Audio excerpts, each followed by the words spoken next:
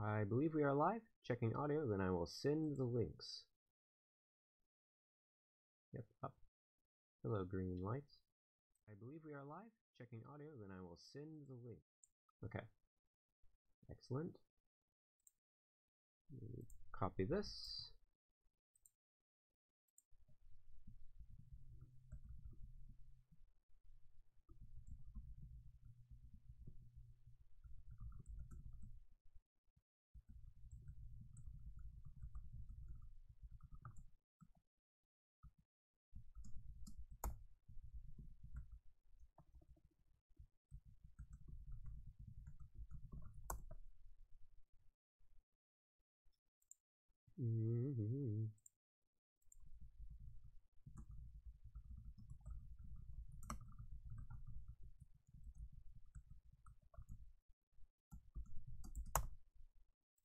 Just need to send the links so folks can find the stream.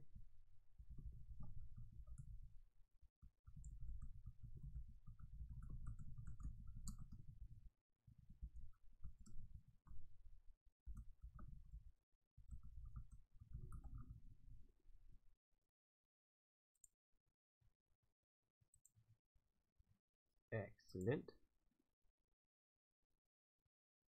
Let's see. Okay. I think anyone who wants to chat in the Discord will be able to, if I set it up like this.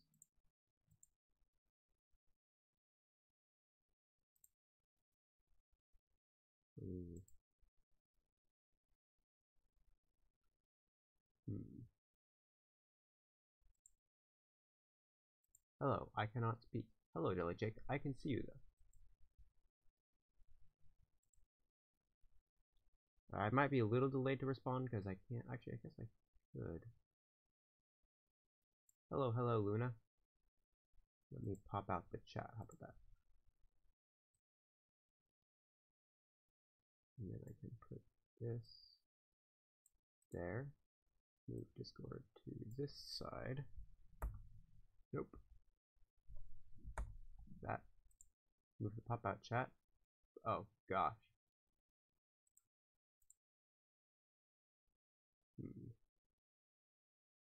Voice is still very quiet. Is this better?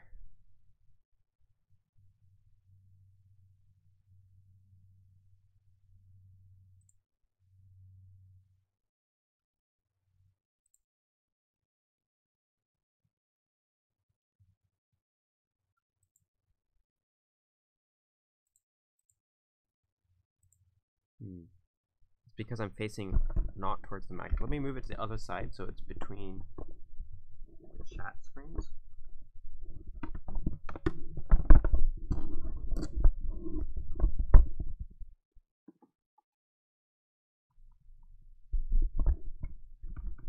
My USB cable is not that long. How is this?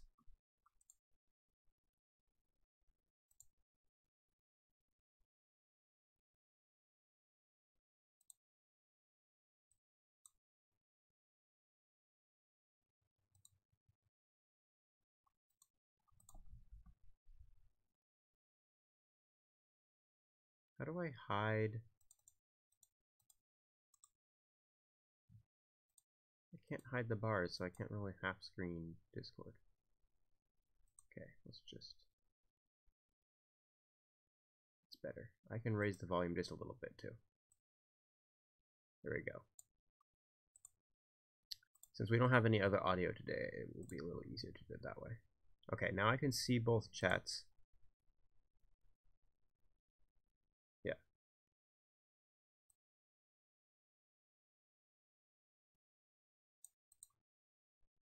Okay.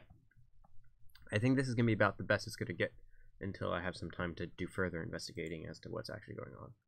I can't see the screen because of how I have the chat set up like I normally can, so if there's something weird going on, make sure to tell me so that I can take a look. Because now I have two chats that I'm looking at instead of just the chat and the video feed. Alright, so... Oh, I didn't mean to do that. I like it alphabetical.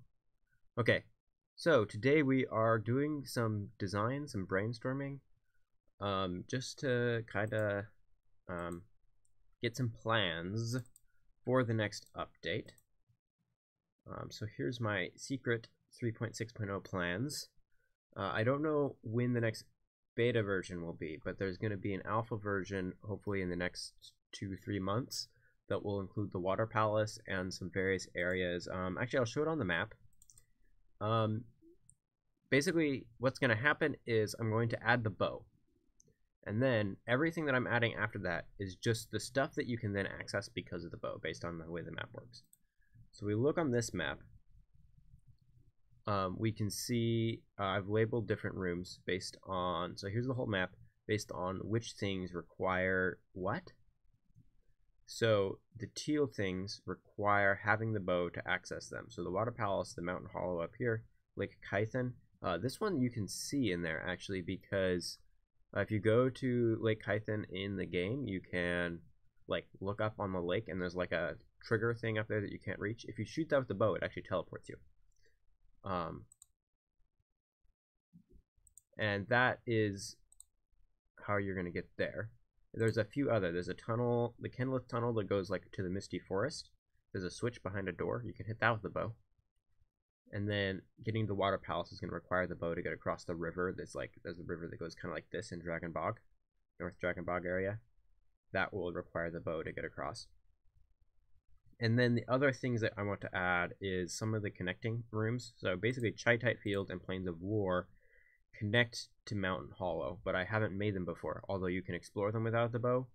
I didn't make them before because their only purpose basically is to connect to Mountain Hollow and like some lore stuff that happens here.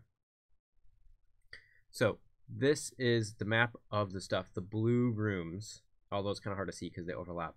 The blue rooms are the areas I want to add. I feel like there's a thing in Skull Dungeon, a teleport thing in Skull Dungeon, good showing of how it works. I don't think there's one in Skull Dungeon. Did you mean Kython Fortress? Because there is one there. Or maybe we're thinking of something different. At any rate, yeah. There's a little demonstration of what it does. Basically, actually, I didn't really want to use the teleport thing that is in Kython Fortress because I wanted that to be a bow-specific mechanic that we use in the Water Palace area later. But I couldn't figure out any good way to allow the player to cross the laser beam. Yeah. So I used that anyways, and honestly, I'm okay with it. Just one in there is not too big of a deal. So these are the areas we're adding. We're adding Lake Kython. We're adding Chaitite Field. We're adding the Plains of War. We're adding Mountain Hollow and the Water Palace. I'm rather busy, so I'll still watch and switch between the windows. Good luck with whatever it is that you're working on. So that's how I kind of start. I figure out what areas do I want to add. You can actually see I basically plan this out. After that, we're adding the bombs, and that will add the areas that need the bombs, which is Hathor Pass and all of Gota Desert. And then after that, we're going to do this section, and then the end game area is Obsidian Fortress and Hidden Conclave. So anyways, we're doing the blue section next, which is all of these things. And we're adding specifically Kenlith Tunnel, which requires the bow. And I think there's a couple, if we look here, I think there's a few other things that I need to add. Oh, it should be on my list. So Kython Tunnel Lake, Kenlith Tunnel, Chaitite Field, Plains of War, Mountain Hollow, and the Water Palace. These are all the areas, and then these marks here, the B, the H, the BH, A, and H, and the spell. These are all the treasures that you can obtain. So these are heart crystals, will be in these areas. What's B? Did I forget what B is? Oh, bright steel. Wait, why is there bright steel? I think one of these is supposed to be a dark steel. Yeah, this is supposed to be dark steel. Okay. There we go. Dark steel for Kython Lake. That was confusing. Bright steel for Plains of War. I'm spoiling a little bit, so don't pay too much attention if you want to find them more naturally, but that's what we're doing today. So, some heart crystals in various places, an armor shard, which is a new item, and then a spell in the Water Palace. And the way this is actually distributed is rather mathematical, actually. So there's 4 weapons, right? We start with the sword and the boomerang. There is 4 of most collectible items as well, although the magic crystals are a little different. But dark steel and bright steel, there's 4. I just remember a piece of feedback. Should put it in the Discord or here. Either one is fine. Feedback on the Discord is probably a little easier just because I look back there for reference when I have forgotten something that someone had said. I just go check that, and I don't want to check other places, but I'll probably remember if you tell me now too.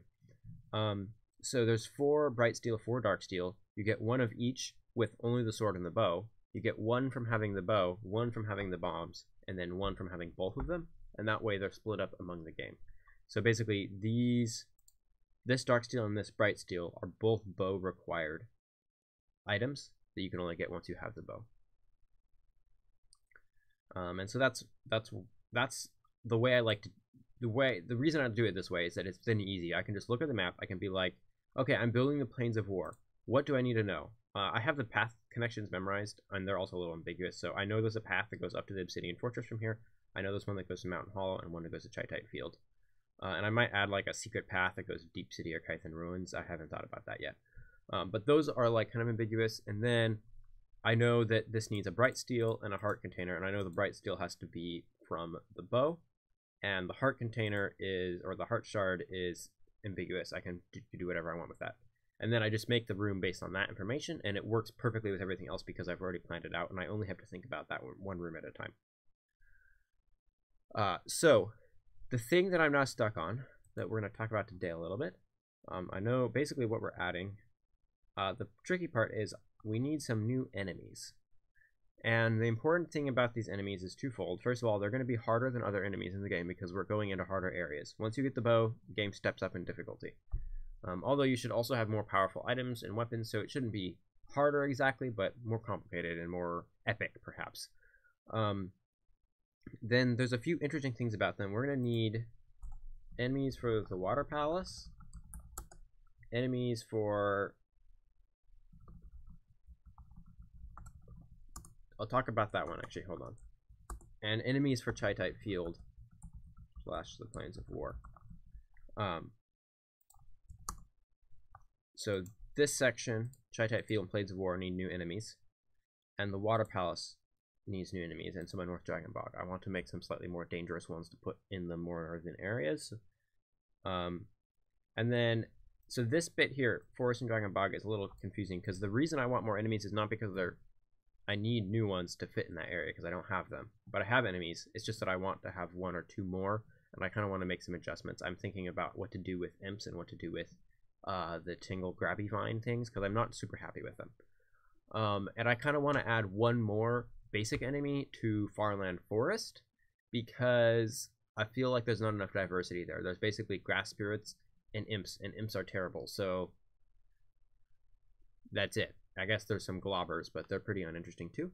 So that's something that I'm thinking about how to add. I was thinking of something that like might involve flower enemies, how to make imps more interesting. There is the Tangle Vines, but they're not really enemies, you know. So if anyone has ideas for that, Skull Dragon sounds like it might work. That's true. We talked about that. Some other kinds of lizards and things. Could totally do like a forest or a dragon lizard thing. Also in the plains, that could work.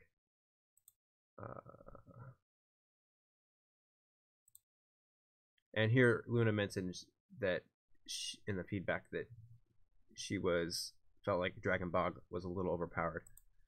And I think that's something I want to address too. I feel like Dragon Bog, I think mostly the issue is just that the Tangle Vines are, if you position yourself well, then they're not a problem. Like I know the ways myself to get through that area without getting hit. But if you make a mistake, then you take a lot of damage. And so it's not really totally fair. So I'm trying to think of ways to improve that too. I think I made 1 improvement, which is if you hit the vines, then they instantly release you. But only once they've grabbed you. I think I might make it so that if you hit them at all, then they release you. I also lower their health since the last time that Luna played, since she's an alpha tester. But that is something I want to look into too. And also just with new enemy of some kind. We want to make sure they don't resemble the Lizalfos that much. Well, to be honest, I don't think I could because Lizalfos are really, really awesome and I don't have that kind of artistic ability. I wish. Wizard bad guys. So let's take a look at what I've already thought of. One really interesting thing that I want to talk about is the Water Palace is, so I'm trying to get into, like with Kython Fortress, where you have a kind of multi-state dungeon. That's a little bit technical for the way I think about puzzles, but the Water Palace actually freezes. So it's a water temple, but then you freeze the whole thing. Like a chameleon that hides in grass and can morph into objects. Let's add that under here. Let me add some titles here. Water Palace, Dragon Bog,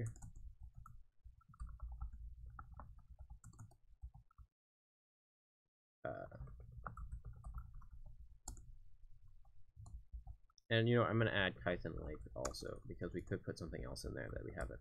I'm thinking I'm mostly going to be using skeletons, but oh, that sounds good. Freezing the palace. And Luna says, water enemy freezes when the water temple freezes. Exactly. That is something I have thought about, and which is why I am kind of excited for the water palace enemies. I'll need more help with like the plains, but we can go over water palace first because I think that's the most important area. And I have a few already here that I'll share, and if anyone has feedback, then you can share that with me. So the first thing is I want to add some blue slimes of some kind. Yeah, and then enemies that not necessarily just become invincible, but you can only kill in one state or the other. And there's a second layer to this, which I'll share in a moment. So first we have blue/frozen Clobbers.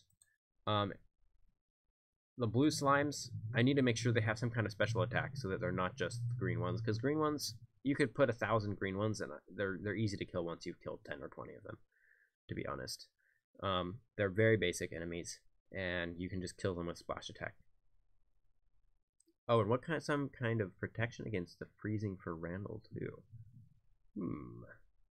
That's a good idea. Let's not. Other ideas, because I've been thinking about. Oh, actually, I have a great idea. We can make that into a potion. There'll be a potion that will do that. Purple ones can be heavier, green ones quicker, blue ones can maybe slide attack. Yeah, that's something I was thinking about. It's a good idea.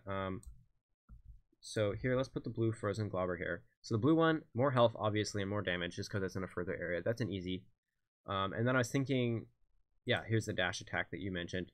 Maybe spitting bubbles like a ranged thing. I don't really like that because they basically do the same thing as a dragonfish.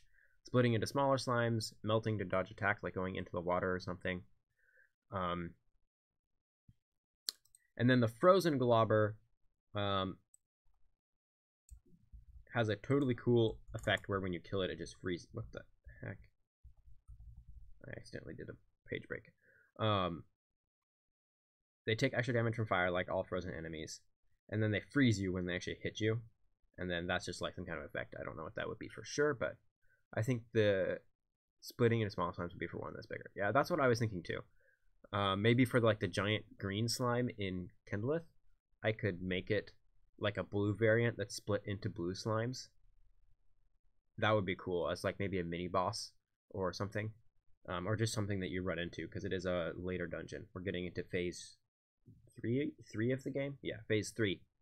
Kindleth. So this area is like phase 1. All this is phase 2, and then this is like phase 3, and then this is phase 4 stuff in terms of difficulty. And basically the other thing I did, if we find it, where did it go? This one here marks about how many heart containers I expect you to have. Only thing about that is you can have it split into too many because then you probably die. Yeah, it's always a balance. These numbers here, I mark about how many heart containers I expect you to have by that point. So when I test it, that's how much health I spawn for myself. So when I was doing Kython Fortress, I did it with 6 hearts. When I was doing North Dragon Bog, I did it with 8 hearts. And in the Water Palace, it gave me 12 hearts because there's some stuff you can get over here and some stuff you can get in Lake Kython. Would freezing being a time-sensitive thing, could you button mash your way out of it? I don't know. I haven't really thought about the freezing too much. I like the way it works in like Breath of the Wild, where you freeze and then when something hits you, you unfreeze and it does like double damage. And so I'm thinking maybe that, or else waiting a second and a half or something to unfreeze. Or I could do it like an Ocarina of Time where it does damage over time, but I don't like that too much. Luna says she's got to go soon. See you later then. Have fun whatever it is that you're doing today. At any rate, I want them to be compatible. So like the frozen slime would freeze you, and then another enemy would hit you to do extra damage, and that's how they combo you. And the same thing would apply when we get to other areas where you can freeze enemies with magic spells. Oh, here was something else I was thinking about. Maybe for the frozen Clobbers, what happens is when they freeze, they turn into these bouncing things. Hold on. Let me find a picture.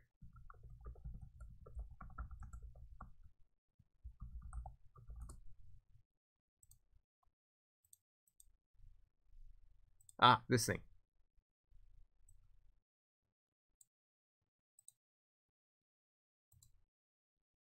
This is the mini freezer from Twilight Princess. If anyone's played that game, good luck with brainstorming. Thank you. You hit these things and they bounce off the walls like super wild. I think it'd be fun to make the frozen slimes behave like that. So that you like, yeah, and you have to hit them like 3 times or something. They have a high armor value. You know I have. Yep, that's true. I did know that. I thought these enemies were really creative when I played that game. So I'm thinking I might borrow / steal the idea. Make the frozen slimes act that way. When you hit them, they like go crazy bouncing for a little bit. And then, yeah. And then the blue slimes would behave more like regular Clobbers or have like the slide attack or something. I'm not sure. So that I think would be really fun. So that's what I'm probably gonna do. But if people like or dislike that idea, let me know. Oh, and Link Force joined a little bit late, so I'll mention what we're talking about is the Water Palace, where the Water Palace you actually freeze. And so we're talking about having the enemies in the Water Palace also turn into ice variants while the dungeon is frozen, and then you can unfreeze it and they go back and things like that. Okay, gotta go. See you later. Have a great day.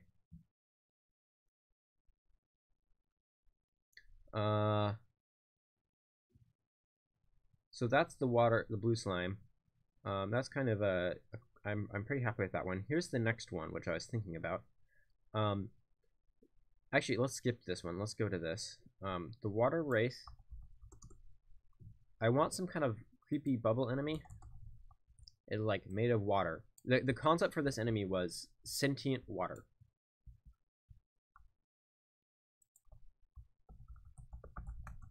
What would that look like if you had like water that was trying to kill you?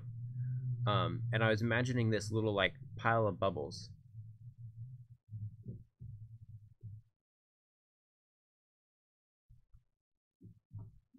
Whoa, I thought that was an ad for a moment. Crazy fast speaking skills. Tell me if I'm talking too fast. I do talk fast. I'm a fast talking person.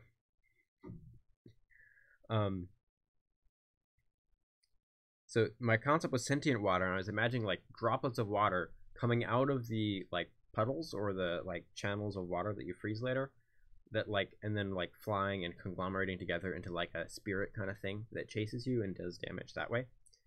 And then when it's in water form, like you have to hit it a few times and then it becomes dispelled, but then it comes back later. But if you freeze it, you can shatter it and then it like never comes back, like it's just disintegrated. And what I wanted to do was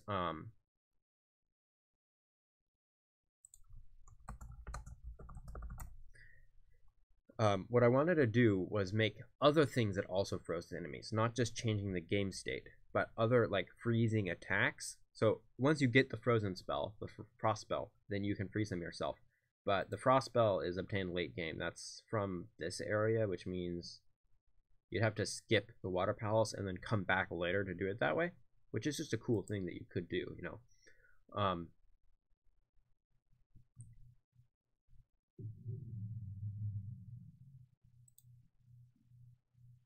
So I want, though, to include some frozen attacks that you can then trick enemies into freezing other forms of themselves. So then there's this water wraith. It comes out as water, and then if it's frozen, you can shatter it permanently. And maybe do some bits where you give one of those a key, and you have to kill it. And how do you kill it if it just dissolves and returns to the water? Well, you have to freeze it first, right?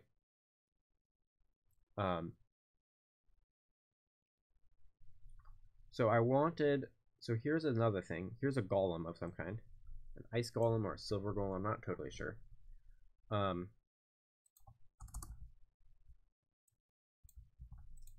it kind of rotates to face the player, then charges up and releases a huge blast of freezing air.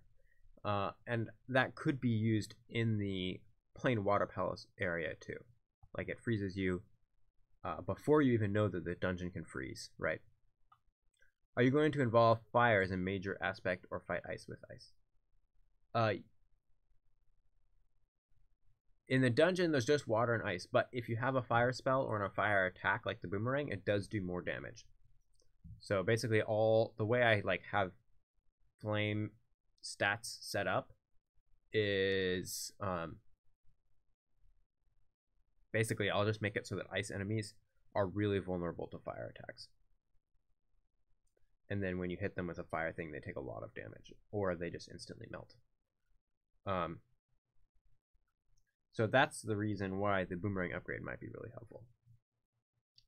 Okay, yeah, so you can do it without fire, but it's still very helpful.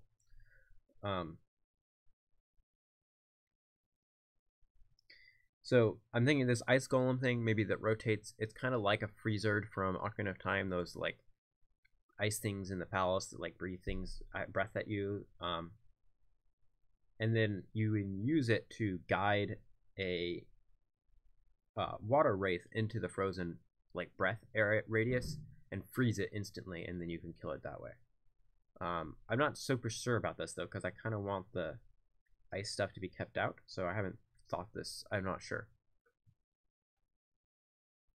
If you throw the boomerang and get frozen, could the boomerang thaw you out when it returns to you?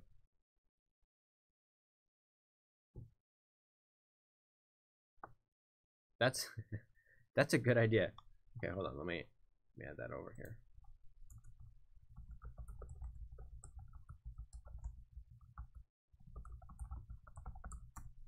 That's actually hilarious. I feel like that would very rarely be helpful because timing that would be weird and it'd be hard to tell what was going on. But of course it should, so I may as well add that in. It's not that hard. Nice. I'm actually bemused now. I didn't even think about that.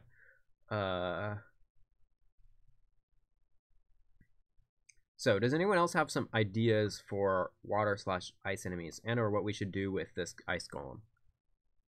Just like an extra thing in case. Yeah. And give me a moment.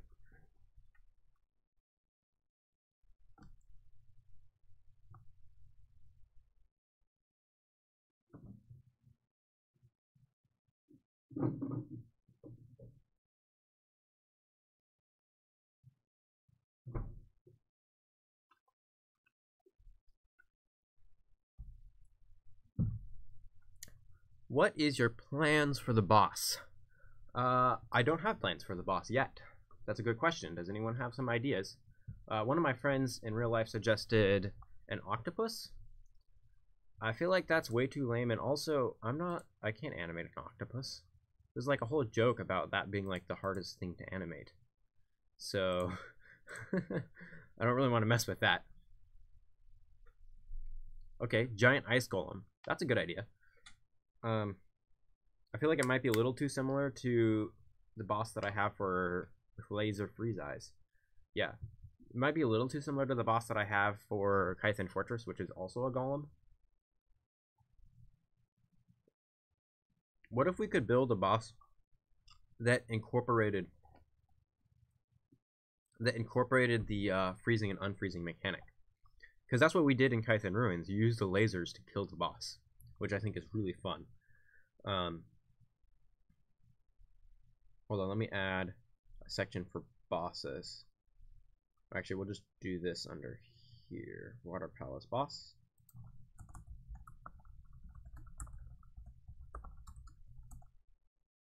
Okay, we have a few ideas. Octopus/squid thing. Squid thing.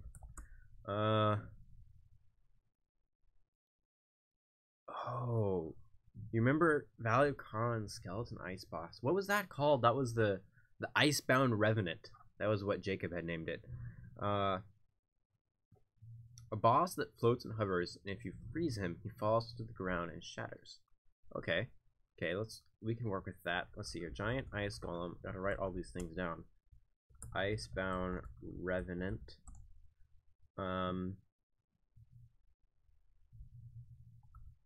Floating here. Mechanics. Floating and when frozen falls. It had blue fire for unfreeze and then just ice for freeze.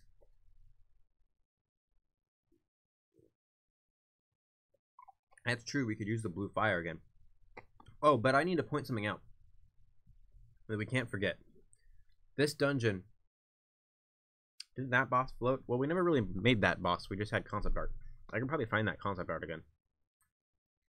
And my game does have a lot of undead, so it would kind of fit in. I'm trying to remember, what's the lore of this place? Who is the librarian for this dungeon? Oh, yeah. I'm not sure.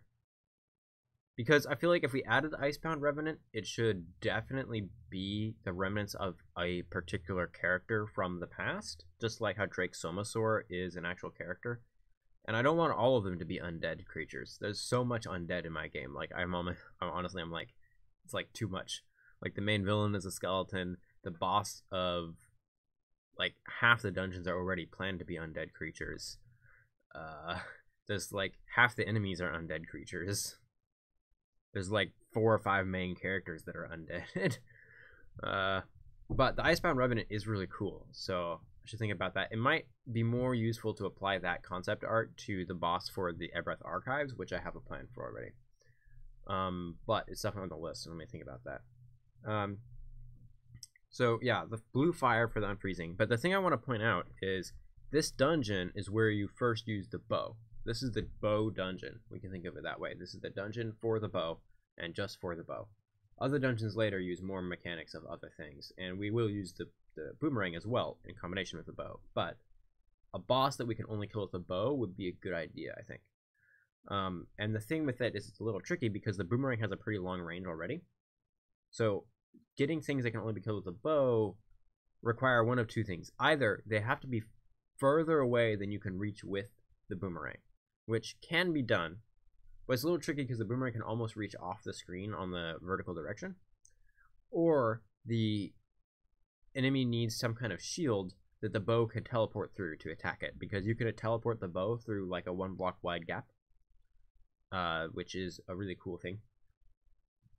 And so an enemy that has a shield of some kind works better for that, because then you can only kill it with a bow by specifically, you know, teleporting your arrow.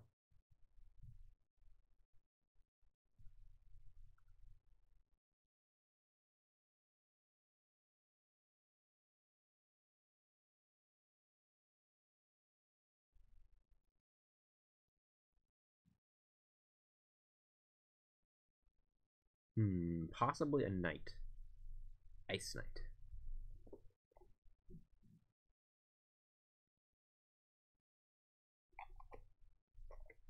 I'm thinking about that. I do like knights. That would be cool. The question is, how would you go about freezing him? If we were to use the freezing mechanic. Would you go into the dungeon, into the boss room while the dungeon was frozen or unfrozen? And I guess you just have whatever switch I use on the outside to freeze and unfreeze the dungeon inside the boss room? Maybe? Or it'd be unfrozen and then there's frozen things. Can arrows catch fire when going through torches? At the moment, that's not my plan. Actually,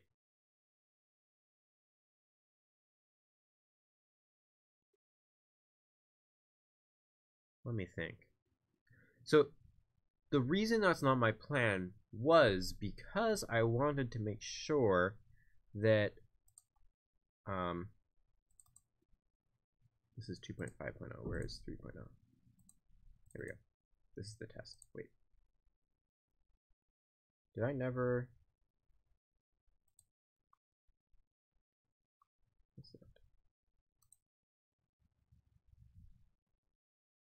Okay, we'll just use the build version. And actually, we can close this. What's that open? Okay.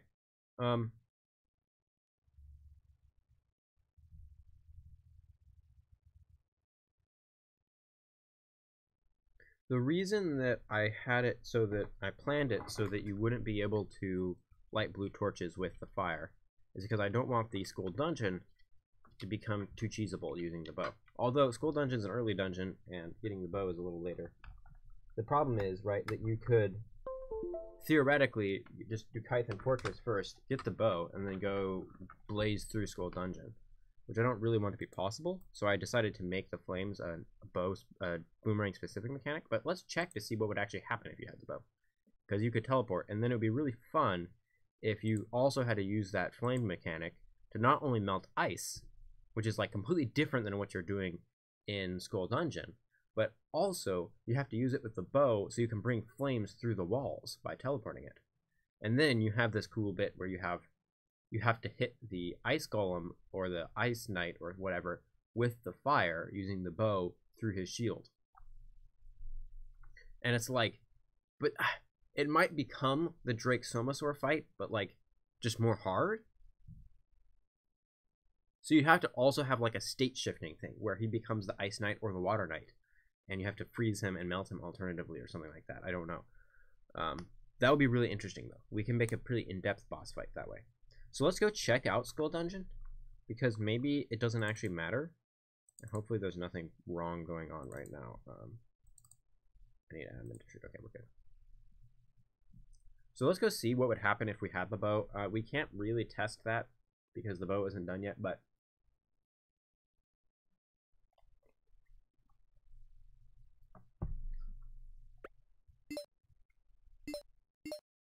oh gosh, no! Unplug and replug.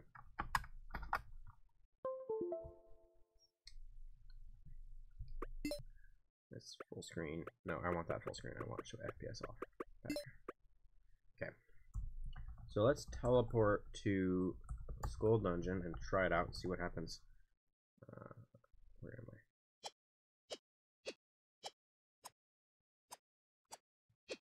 Hello. There we go. So let's equip the bow. The bow doesn't work fully yet, but we can try it out and see what happens. So let's mess with this. We have to kill, like, the bow worked here the same as the boomerang, and that's not a problem at all. If we, like, you know, well, if this worked properly, we would shoot it through and kill the wraiths that way. So that's actually fine. So far, so good. Room 1 doesn't matter. This doesn't help us at all because we have to retrieve the flame, right? So we can't actually, the boomerang goes both ways and the fire doesn't, right? That's not a sentence that made sense. But the boomerang goes both ways and the bow doesn't, so you'd only be able to do this with the boomerang. Maybe put my earbuds in again. This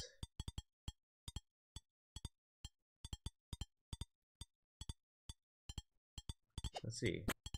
This isn't really cheatable because you have to hold up. Let's go through here. Right, because the switch is there, we can't even hit it with the bow. We have to come across anyways. And then to hit this thing down there, we have to use the boomerang because we're doing retreating. There's only one puzzle I can think of, actually, just thinking about it, that would cause us issues, but we'll double check everything again anyways. So if we do that. So this one you can't really do with the bow, right? You have to do the pull back thing. So far so good. Okay, this side I know has something we can do with the bow a little faster than we can with the boomerang. But honestly, it's not even a major thing. And actually, a cool thing about this is skeleton soldiers can also be killed with the bow by teleporting through the shield. So honestly, they're almost better. So this is where this gets a little cheaty. We can shoot the arrow that way and then shoot the arrow that way. And it becomes just a little tiny bit more complicated, but honestly it's just faster, not more complicated. This is just to show you how the mechanic works. So that's just, I don't honestly mind if you can cheat that with the bow. And a little bit of trying different routes means it's easier for you later, like using the bow instead of the boomerang is fine. This doesn't matter. There's nothing even here.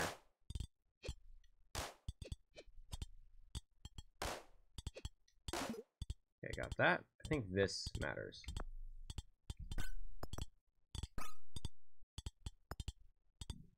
But you can't even because there's these things in the way. So you wouldn't be able to shoot. Nope, that doesn't even matter anyways. Okay. So far, that doesn't help. Okay. I may have been mistaken about the bow being cheesy. I'm getting pwned because I'm slow.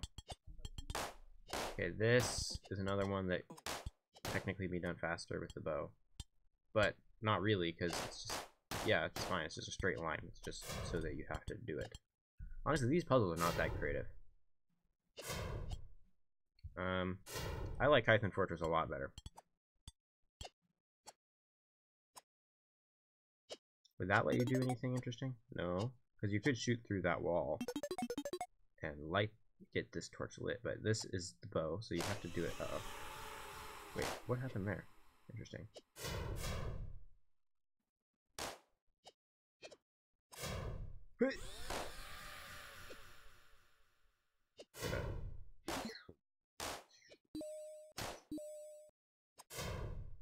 Die. Okay.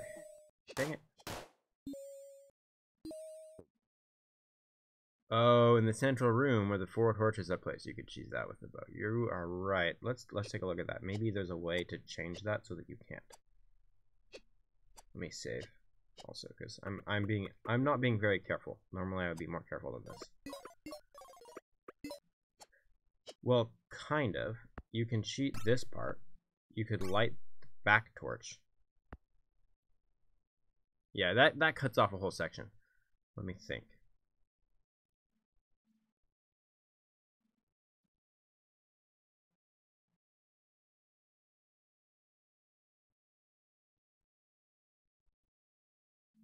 Yeah, you could completely skip the arena, I think. Yes. And if you went to the bottom, you could also skip the whole top half.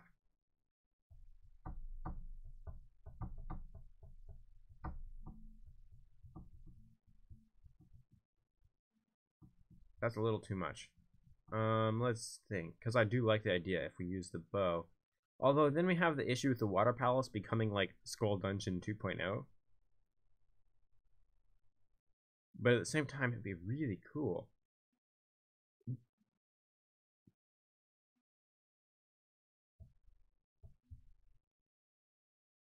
Especially in combination with the ice fire thing. Then I would just want to like rebuild Skull Dungeon from scratch and do something new, but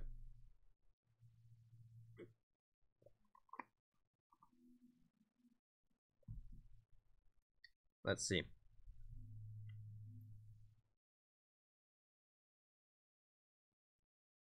I mean, there's at least a very simple way to fix this. Move the cursor. We just move this torch here, like here, make 4 of them instead, and put a block in the middle. Boom, you can only do it with the boomerang. I mean, that's lame, to be fair, but it would fix it. And there's probably a more creative way, so as long as it's possible, I think we can just assume that this part, it can be solved. We just have to come through here with the actual bow program and test a bunch of stuff to make sure it's not too easy. And then I'm still a little concerned about if we do it that way, right? Like, does the Water Palace just become too similar to what Skull Dungeon was like when you did it, you know? Let's see, does this help you? Nope, it doesn't. There's nothing to light over there. We're just running through this area. Maybe instead of torches, the boss could have a fire attack and uses fire attack against him. Like one of those Zelda bosses.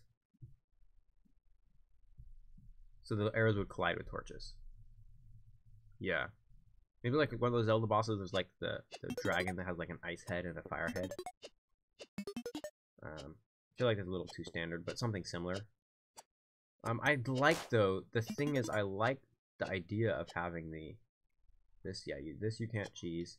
I like the idea of having the arrows do the flames because you can actually make some really cool puzzles that way.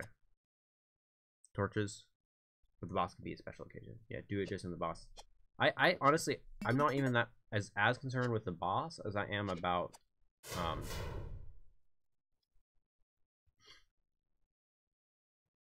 oh wait, we don't even have to change this part because you can't actually enable the shortcuts just by lighting the flame. Oh wait, no, because you have the boomerang, so you'd light the front one. Yeah, okay, yeah, you'd still have to do some adjustments, but I'm just concerned about it being too similar. Not that I think it would be better. The water palace would be better if we use the flames, because then we can combine that with the ice mechanic, right? Where not only do we freeze it, but then you have to like unfreeze certain sections using the flames, which you didn't have to before. And you can go through a room that was easy before, or you solved one puzzle, and then you go through the room, and now you're stuck on another puzzle, and you have to figure it out again, right? That could be super interesting. I just want to see then what can I do to Skull Dungeon to make it more interesting. And maybe it's just a more basic dungeon, and that's okay. That we're reusing a mechanic later that we used previously in a new way. I think it might be okay. And honestly, I'm gonna have to admit this. Skull Dungeon is the worst of the 3 dungeons at the moment. Like, Kindleth Library at least is like a tutorial area, right? I don't like Skull Dungeon that much. Why did I do this? Okay, fine, just do the bell. And it might just be that it's just going to be known as the worst dungeon because I'm too lazy to go redesign it completely. And I think that's okay. Alright, so let's work with let's think about the torch idea a little more then.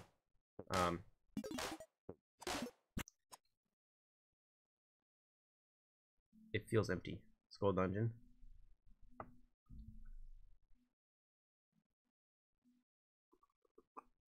Maybe add piles of bones and skulls around. Yeah, that could be cool.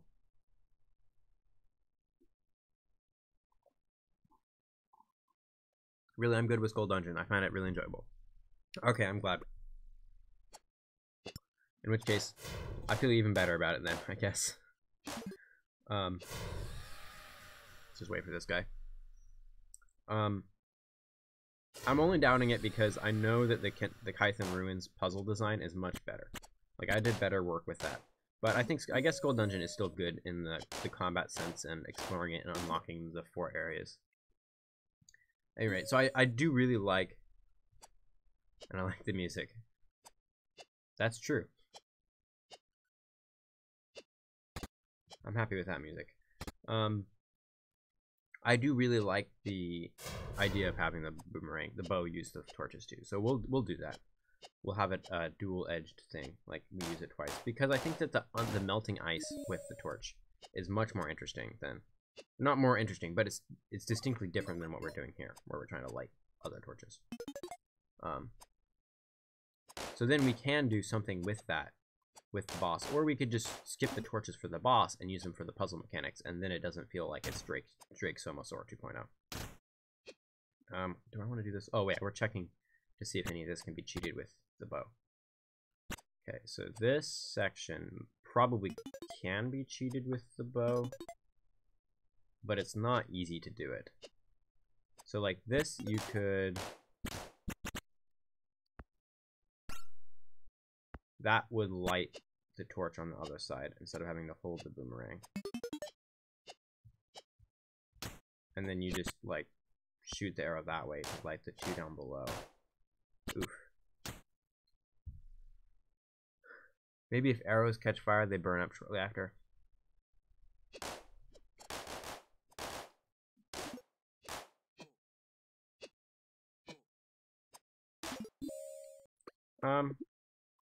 Yeah, I don't know. I was thinking, based on some feedback, that I might want to look at this puzzle anyways and design it a little better.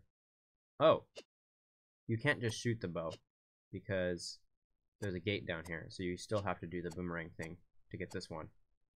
Or you can... Honestly, it takes about the same amount of effort to do it with the bow as it would with the boomerang. So I'm okay with that too. It's a little bit cheesier, but also this dungeon's easier, so you'd have to intentionally skip it, then go to the water palace. Not the water palace, but then go back, get the, yeah. I mean, yeah, it's fine. I don't think there's any crazy repercussions. I would go through and see if there's some small adjustments I can make to make it a little trickier, but... Oh, well, here's the real thing, look. Oh, that doesn't help either. Never mind. You can unlock that early, but... Okay, I'm satisfied with this, because what's past this? This is all just straight shots anyways, so okay. We're good. We just have to fix the center pillar and maybe the puzzle in the top left, and that's a pretty minor thing. Is this the... Where am I? Oh. I went too far.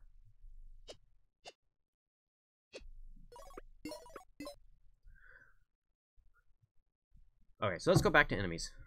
Now that we have the idea of using the bow as also a flame lighter, I think it's actually cool too, because it means that if you got the bow first, you can come to Skull Dungeon, and suddenly Skull Dungeon is different than if you did it with the boomerang, right?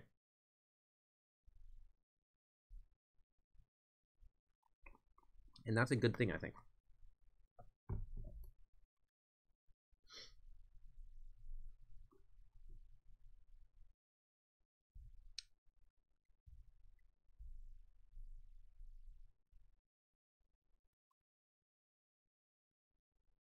Just so long as it doesn't become a pushover, it can become easier. I'm okay with that. Because then it's a reward for having done it in one order or another. For example, the spell you get in Skull Dungeon actually makes Kythen Fortress much easier.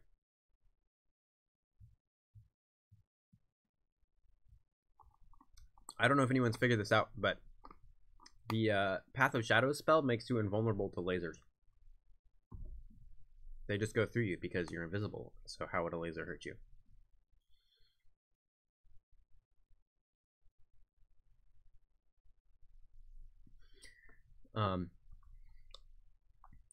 So we need to use fire/ice.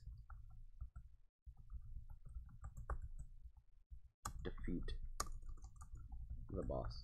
Alright, so that's probably good for the boss for now. I'll think about it once I have more of a design on the enemy. On the dungeon puzzles. This ice silver golem.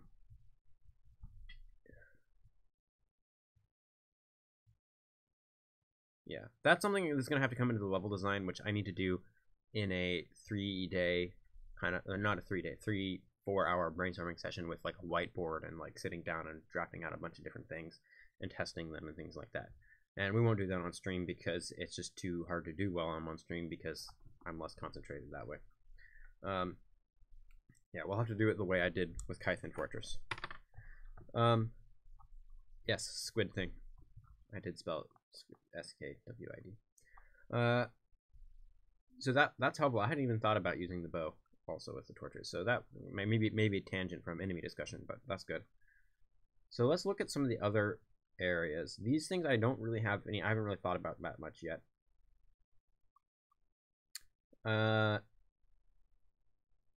Oh, and actually, one other thing we did mention too is that I want these enemies in the Water Palace to be defeated with the bow.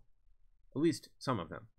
Kind of like how in Skull Dungeon you have the shield skeletons that you fight with the boomerang. I think we need some enemies that can only be defeated with the bow, or are much easier to defeat with the bow. So something with a shield, like the shield skeletons, can be defeated with a bow, but they can also be defeated with the boomerang, so that doesn't help us much. We need like an all-around shield or something.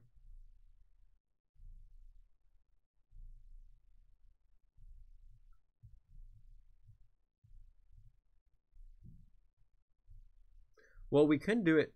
We could do it too, where it's just like it can only be damaged by the bow because you teleport it inside of the armor. So if you're like an armored enemy, you can only kill it with the bow or maybe the bombs. That'd be interesting. Maybe the bow is just a good weapon, you know, and then you want to use it for when you can because it's a good weapon. It doesn't have to be like a puzzle gimmicky thing. I don't know. I'll think about that once I have the bow actually programmed and I mess around with it a little bit.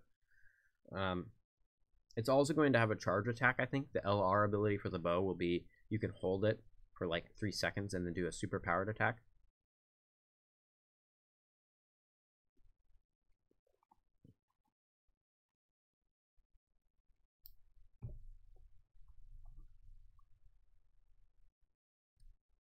So let's take a look at some of these other areas. Let's just skip Kython Lake. I have plans for that.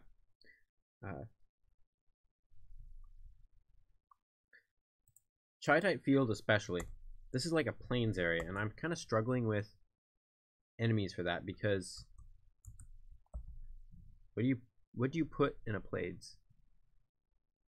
Teleporting a short distance is a difficult feature to work around in regards to enemies, huh? Yeah, it's a little tricky. Well, at least because most enemies that could be solved with that kind of mechanic can also just be done with the boomerang. So I really like it for puzzles, but it's not as good for combat. I feel like you might just revert to using the boomerang, you know. But then again, I guess it's kind of true in most Zelda games, honestly. Other than like flying enemies, there isn't really any enemy that you're better off killing with the bow than just hitting with your sword. Just making sure it does enough damage, I think, will ensure that people do use it sometimes for combat. So I'm thinking it will probably do the same amount of damage as the actual sword at a long range. And then if you charge it, it can do like a double damage. So it's more than the sword dash even at a long range. So that then it like justifies using it. And then whatever weapon abilities, upgrades it has also give it a reason to be used.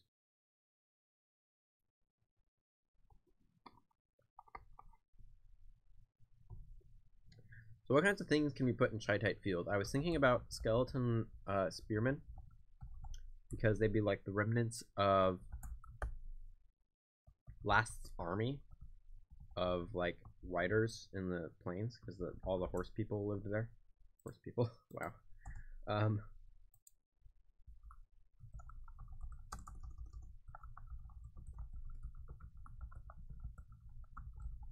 So I think those would be actually fun, and I can just use the skeleton soldier code and give them a spear weapon instead, and new graphics. But that's only like a small thing. Skeleton horses. So I was thinking about that too, because we could do like these guys that like maybe a rare enemy or whatever that like charges you. I can't figure out how to like animate that. Like, how would I draw that? That's the question. The art is the complicated bit on that. But I'm going to write that down because I don't want to forget to think about that.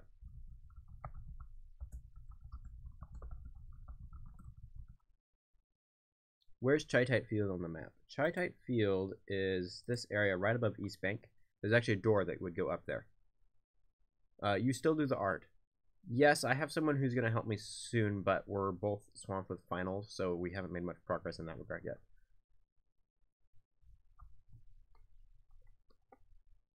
All the art for this update was just done by me.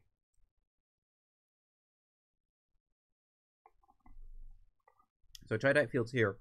Fields, plains in general, actually hard compared to all other field types, like terrain types, at least for me, because you have it's an empty space.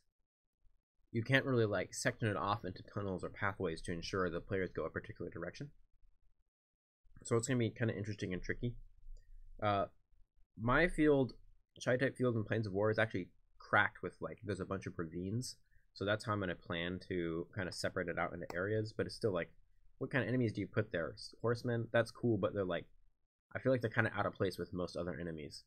And I don't really know what they would look like or how they would behave or how I would draw that or even how my artist would draw that. But that's what should be there based on the story, right? That's where the horses lived. They had, armies of cavalry. That's what the battles were like there. Cavalry battles clashing and lances and stuff. I could use some kinds of, undead creatures like the skeletons from the arm, like were like left over from the battles. There was one thing, hold on, it connects here to Hathor Pass, which has Grug rocks, which are like the like rock enemies with eyeballs.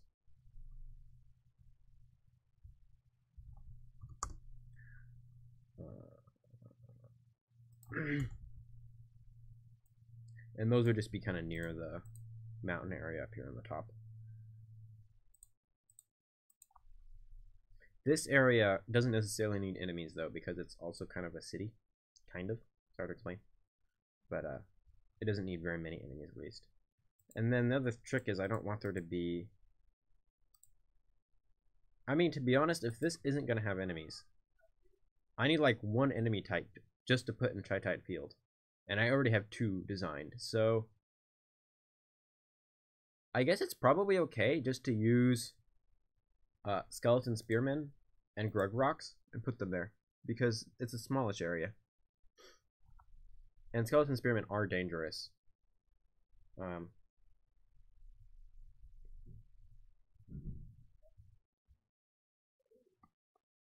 A lizard that can morph into objects.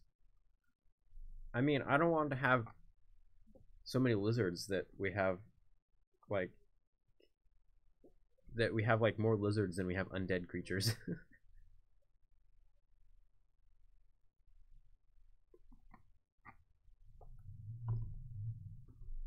Let me see.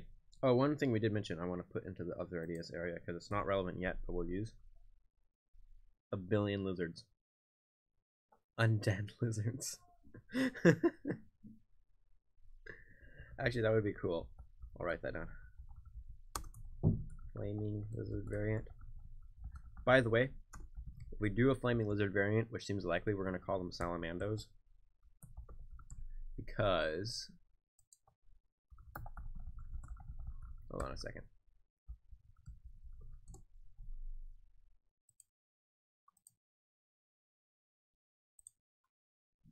Because of this. This is Salamando from Secret of Mana. And that's why. It is the fire spirit, and it's also a salamander. That's not how you spell variant. Okay. Actually, yeah, I guess that's fine. We can do a Skeleton Spearman and Grug Rocks in that space, and then use like a choice Wraith or 2 for the Quest City area. Okay, so then what other things can we put into Dragon Bog or the Water Palace or Farland Forest? Something to do with flowers.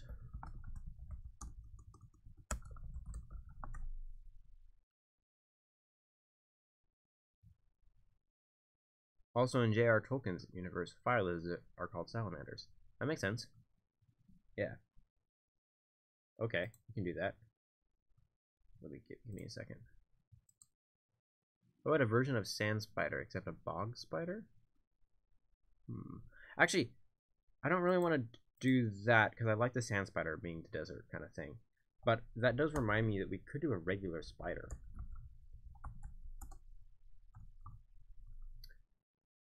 Like a kind of plain spider thing. And hold on, I was going to look something up. What was it called?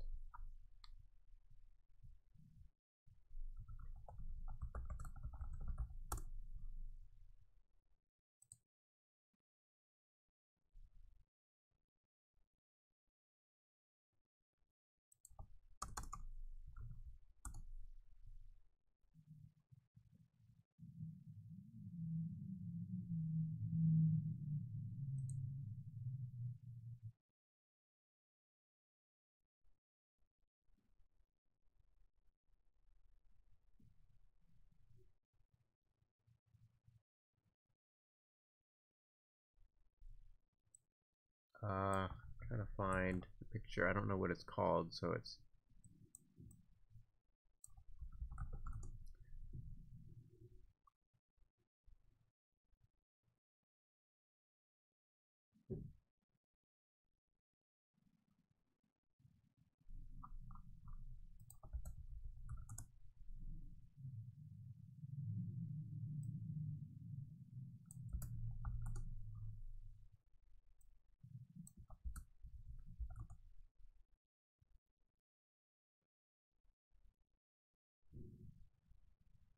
Here's a picture at least. Okay. This thing has these guys down here that are like fish creatures. They have like fish turtle things. They have forks and they throw them at you. I was thinking something like that, where it, like, walks around and throws forks. Maybe it could be in the bog, like a crazy fish monster that comes out of the water. That could be cool, maybe.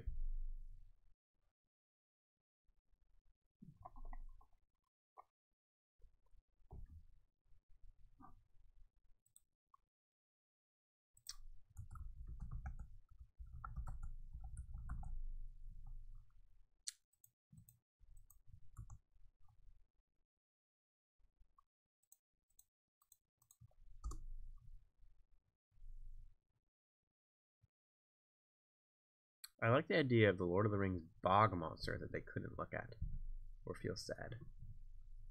I feel like that would have to be a boss, though. How could we do that?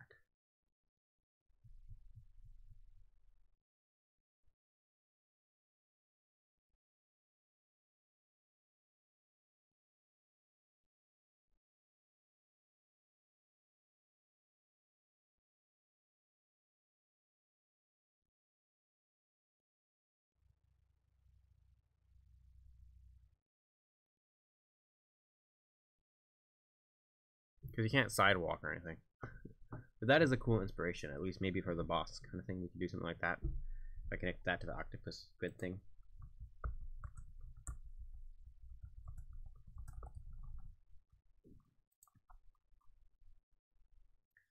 Farland Forest, something to do with flowers.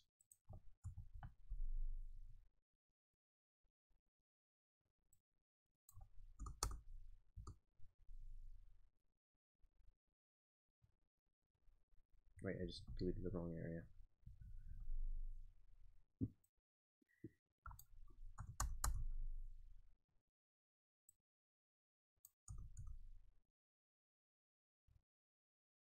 Maybe something like an Octorok? Venus Human Trap. I feel like we already have that with the plant trap guy. But I was thinking with the flowers, we could have something that, like, chomped you. Secret of Mana. Flower. Dolola Bud.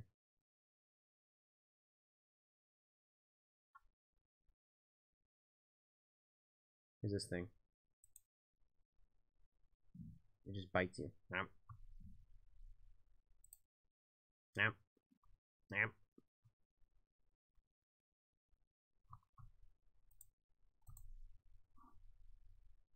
How about beehives for Farland Forest? Actually, the player gets closer, I can hit them, they would follow the player. My concern is, then I just made another form of imp. No imps.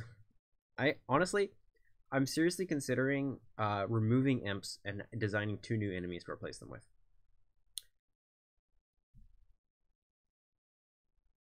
Oh, wasps. Huge wasps.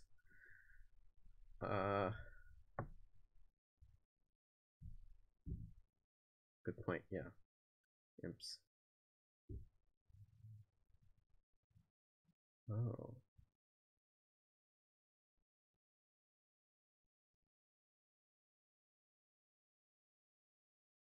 I have an idea.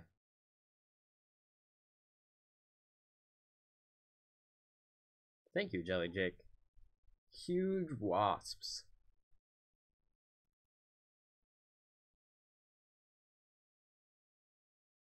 Dude, what if I take the imp AI code, make them bigger, give them more health, and turn them into wasps? And then just spawn 1 at a time instead of 10.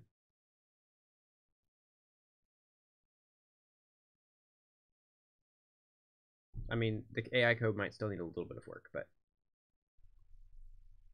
And then... What are they? Secret of Mana Buzzbees? Mana Buzzbees. These things.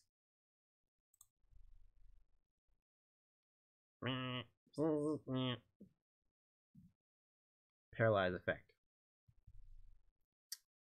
That could be done. Well, these are for early area games, so maybe not, but we could have a variant later that paralyzed you. Or, actually...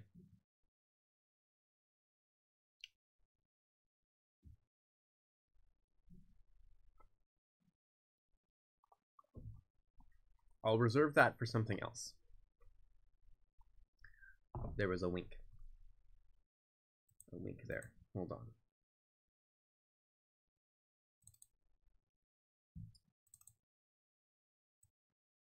You can't look at the advanced notes. Sorry.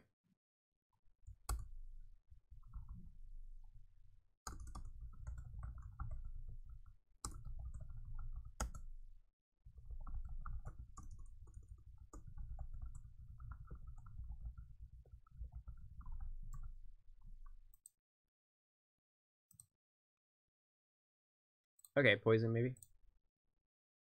Tree enemies that are kind of like suicidal with attack. They purposely try to fall on the player, and if they miss, they're rendered useless.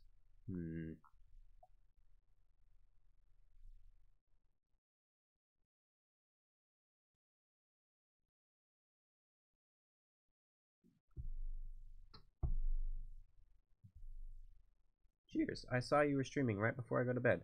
Hello, Zevers tutorials. Any Zevers?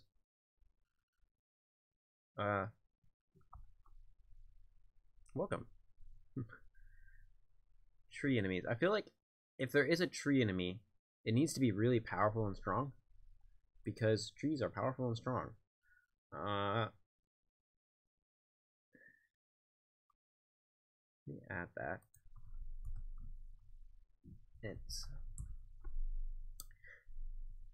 So maybe we can add that as a mini boss kind of enemy and put it somewhere in the forest, and then like if you can't figure out how to defeat it, then you just skip it, and then it gives you a really cool treasure.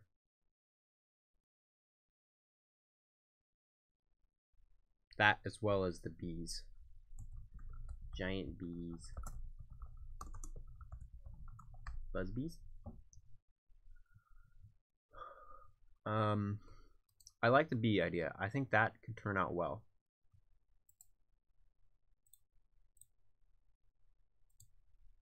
And then a tree would be cool. They could be obstacles too, attacking with roots.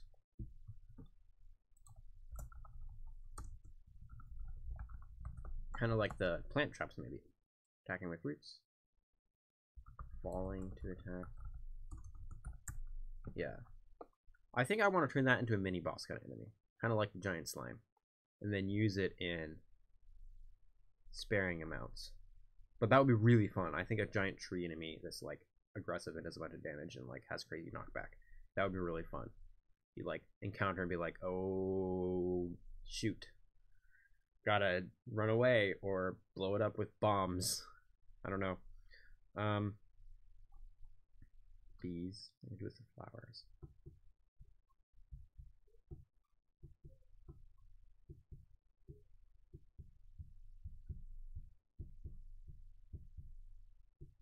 Oh, I had an idea too.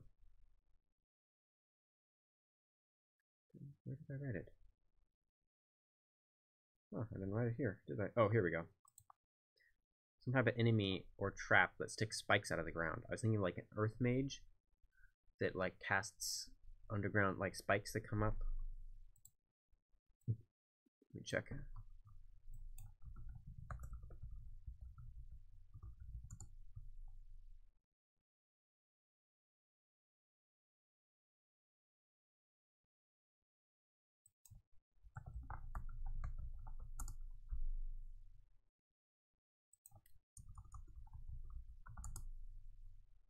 Like the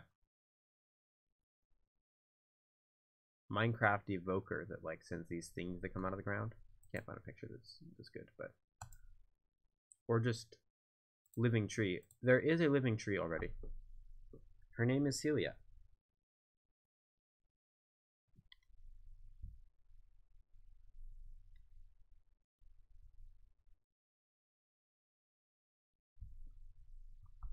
I'm not sure what I would do with earth mages though. I think they'd have to be something that I put evil in the tree. Okay, fair enough. Boss tree. Yeah, exactly.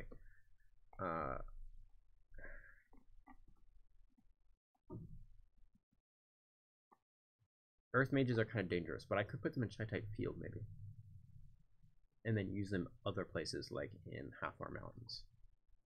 Or go to Desert. Right, I'll add that.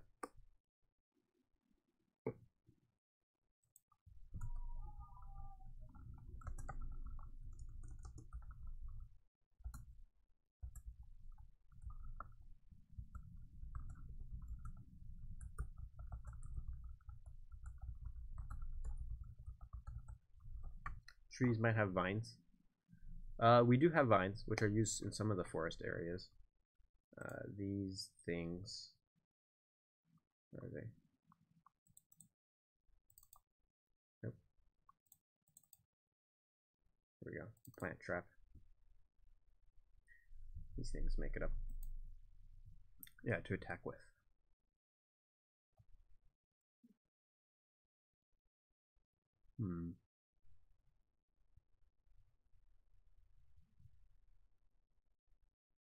Boss tree. Jelly Jake is posting a picture.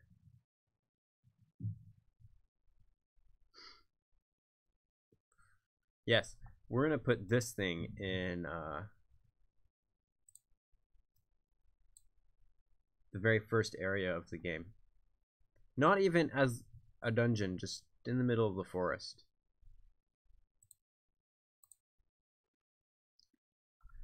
This looks really cool though. Gotta admit. It's like a tree spider. Wow. Anyways. I'm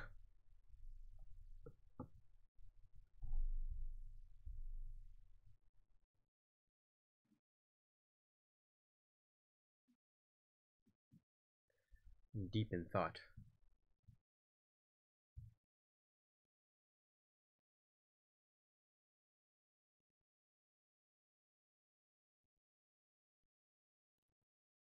I want one more good enemy. I want to use the bees.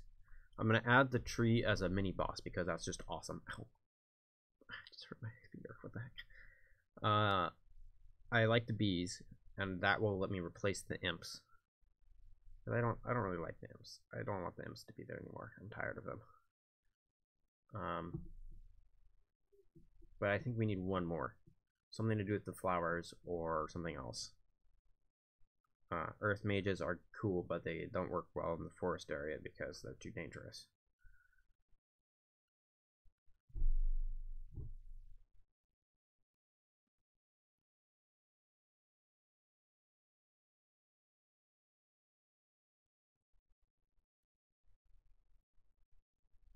Whatever other enemies we find in forests?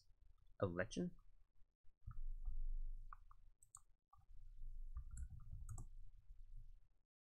I don't think. Did you mean lichen? Like lichen? I'm confused.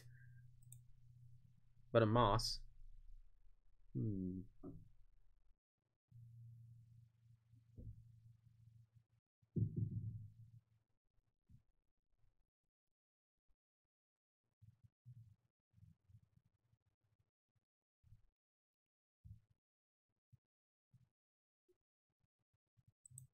Oh, something like that. Oh, a lichen. I see. It's hard to see. Okay. Like a forest spirit of some kind. I don't know. In general, the forest spirits in my games are kind of nice people, so don't know if I want to do it that way.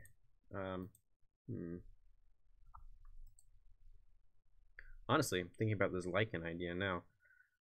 What if there's like a moss that just formed a glob and came after you? Okay, I'm joking. That's silly. Corrupted? Well, I don't know. There's not very many of them either. I'm also wondering about the spiders, because we could maybe do spiders in there that had like web attacks and would bite you. I already have a sprite for those too. Like quicksand? Oh, quick moss. I was confused where that was. Quicksand? Well, we'll have that in the desert for sure. Quicksand, right? But quick moss. Well, that's actually a good idea, but also I think that since we already have the tangle vines, that doesn't work as much. Although there is the tangle bulb. Oh gosh, I had forgotten about that.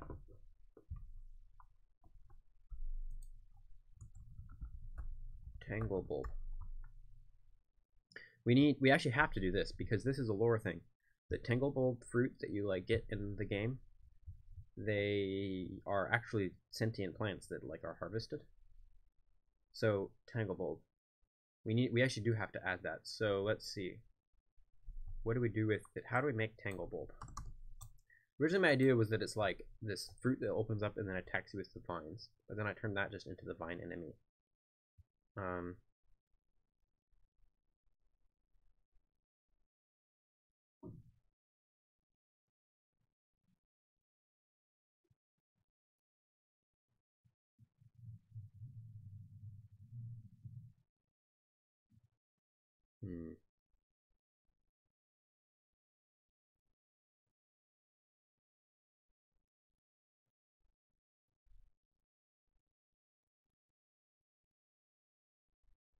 Maybe a python in the forest? Large snake-like enemy. Ooh, I like this. Python or a snake. What if the Leshens could be the mages? That would be scary. Okay, okay. Design. Hold on, where does that put the mages? These are chair type field. Leshens. Just spell that. Leshens. Okay, so I like the snake.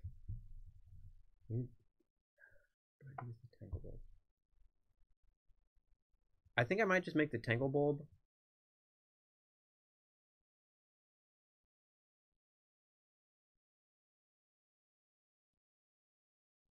Okay, here's the plan. I think I have the plan. Here's what we're gonna do.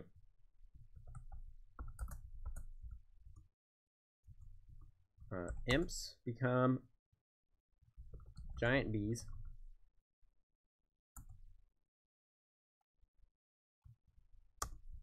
Vine Trap becomes the Tanglebulb.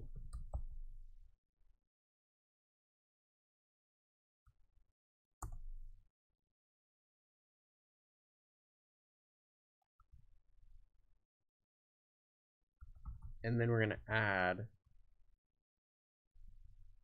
tree beasts and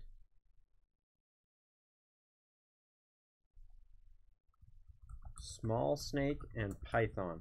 Will be like a small variant that's like a pretty standard snake, just kind of like comes at you like they do in what is it,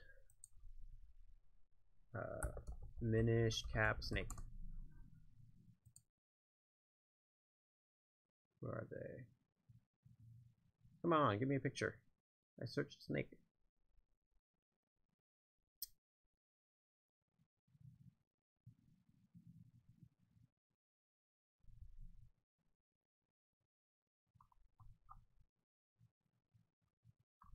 Come on.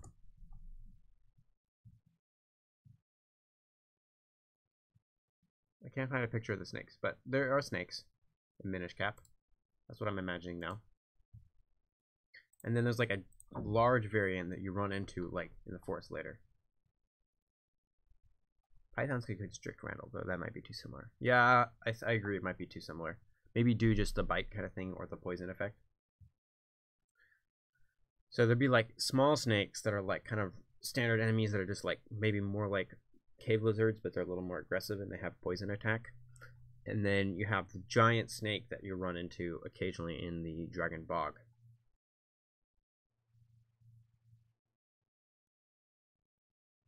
Boss snake. No, more like a mini boss snake. Ooh, I have an idea for the giant python.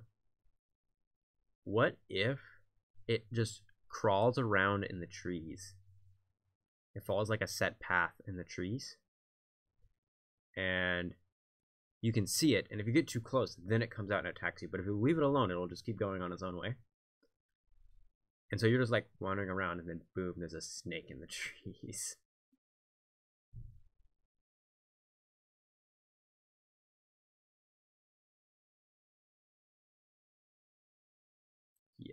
I think that would be awesome, dude. And that could just be in the North Dragon Bog, because I can build that area isn't made yet, so I can actually build that whole area specifically around having the python there.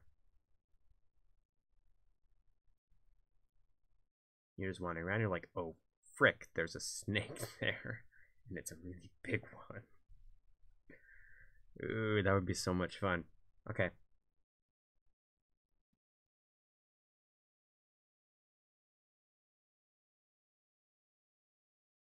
Okay, so we have the small snake is a regular enemy.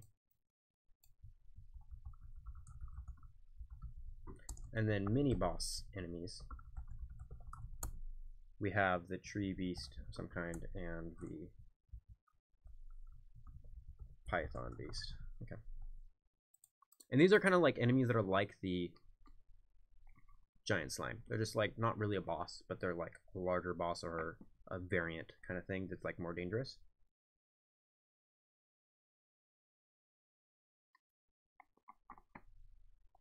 I can make a side quest around defeating the python too. Dude, that will be cool.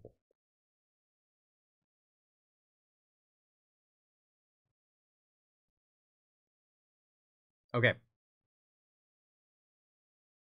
I'm going to rewrite my plan.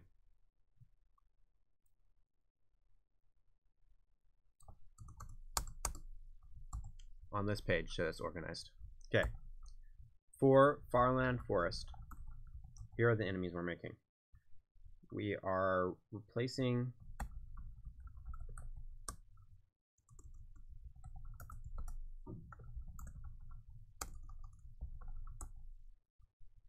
imps become giant bees.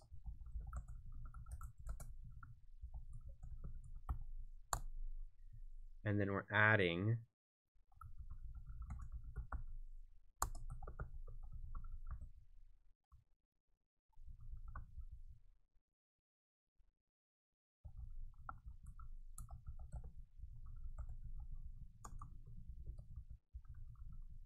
okay, that's Farland Forest.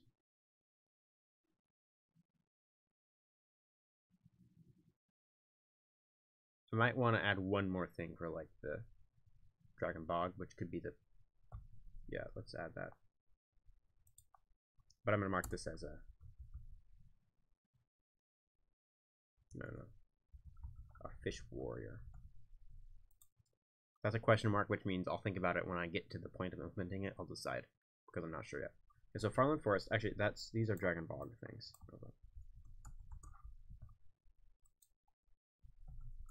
Dragon Bog, Fish Warrior, Vine Traps.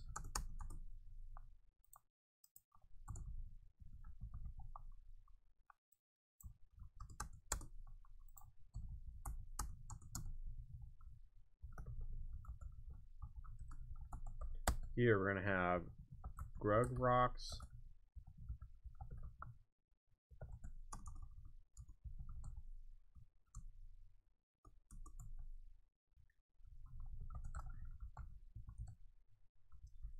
And Skeleton Spearman.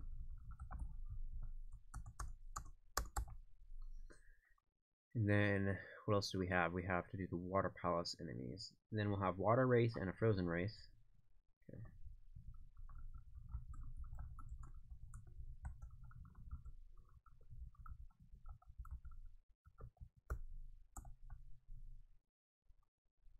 We have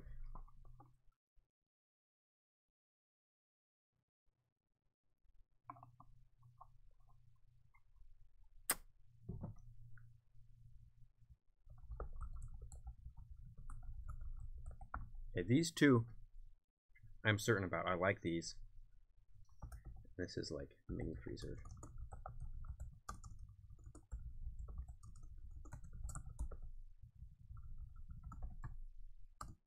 These two I'm certain about. I want to take one more look at the Water Palace enemies. Crocodile Alligator. Be cool to have in swamp. Having sit partially out of the water in the shore. They can run out and grab Randall. Drag him under, deal damage, spin him back out. Okay.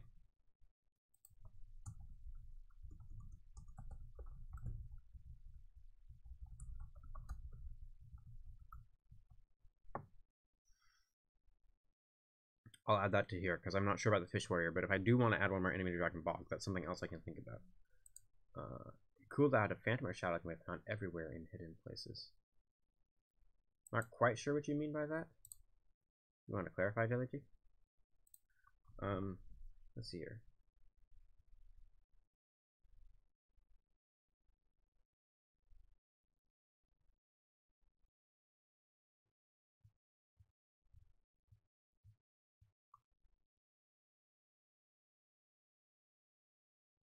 Like the Mothman? What? I do not understand. So, okay, so here's the thing with the ice golem. I think it's okay. Ooh, Mothman. Ryan knows what Mothman is, too. Someone explain to me what Mothman is. Guess I can look it up, but you're here, so.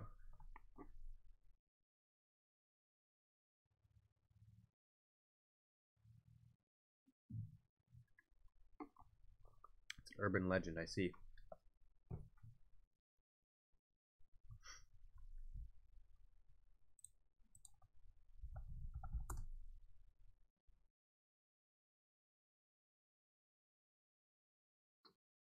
What the heck? Just looked up the Wikipedia article on Mothman.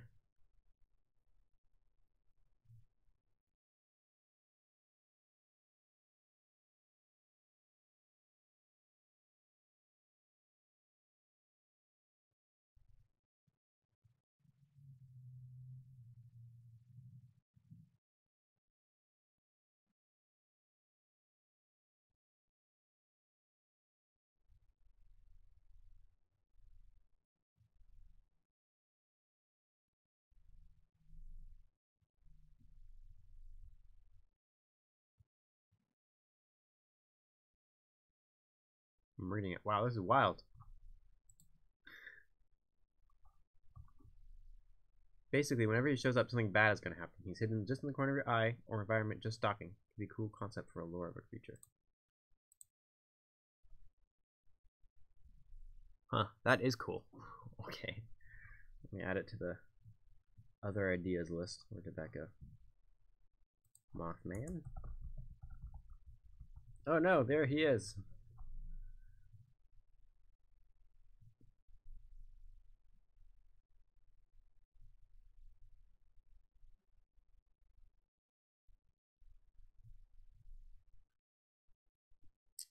So, the thing about the water, the ice golem, gradual charge. The reason it's there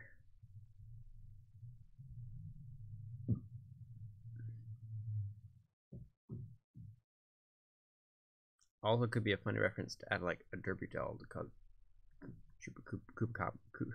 Kubachabre. Maybe? LOL JK, yeah. I was thinking that. I mean, there are some funny references, but not too many in this game. It's relatively serious. I want the ice golem because I want it to be able to be used to freeze the water wraiths or the slibes.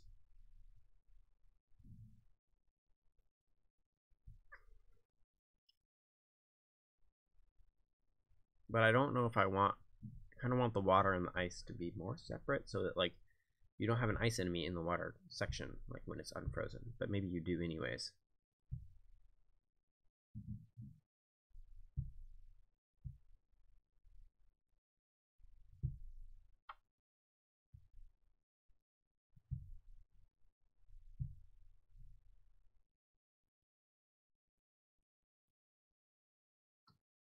I'm thinking. Let's see.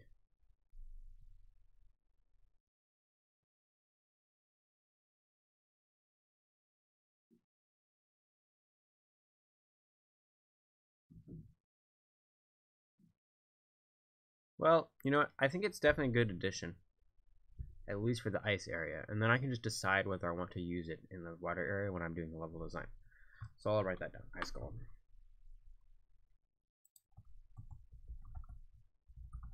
And that's, I think, all the enemies I'm going to need. Which is, oh, Water Palace.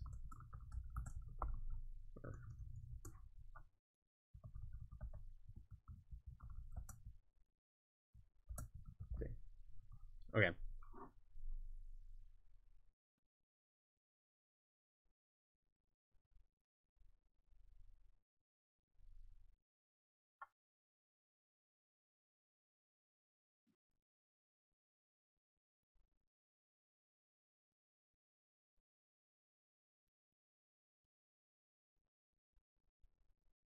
That's a lot of enemies. Some of them are very different. This one and this one and this one can all kind of be done with current existing code, but the rest of them are going to be tricky. But that's what I'm going to do over spring break. In like 4 days, I go home from spring break. I'm going to have 40 hours of work time on for my game then. My plan is to get all of the enemies programmed, which is kind of why I was focusing on getting this done now. Every single enemy programmed over spring break. So that I can then just worry about, you know, puzzle mechanics and building the dungeon up. I'm liking how many mini bosses there are.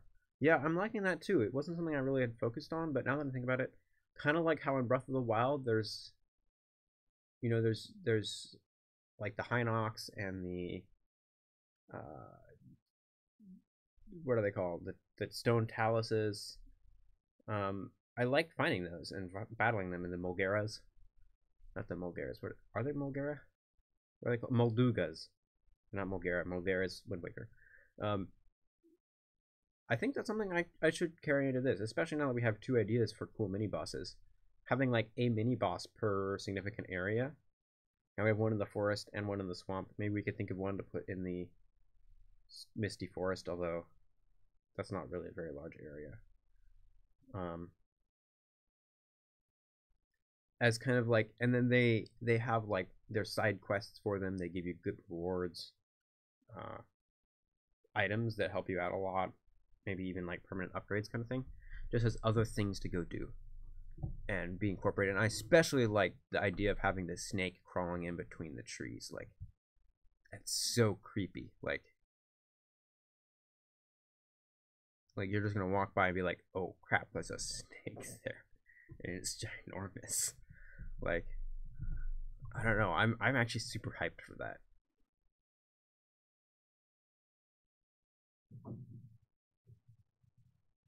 Yeah. A giant crow in the misty forest. I mean, maybe like a flock of them though. You could make a flock of like 10 crows that just come after you. But then we just have imps again, so maybe not. I want to avoid those. Honestly, I'm glad about this just because I can delete imps and just not worry about it anymore. I keep trying to make them better, but I still don't like them, so. They're like, okay, they're not that hard to fight, but like, I don't know.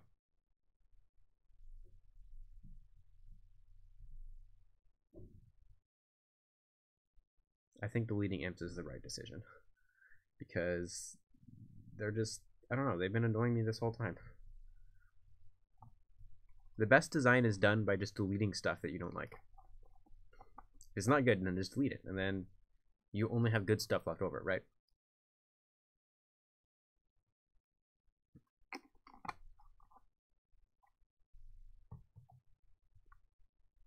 Let me see if there's some other forest enemies that we might want to think about.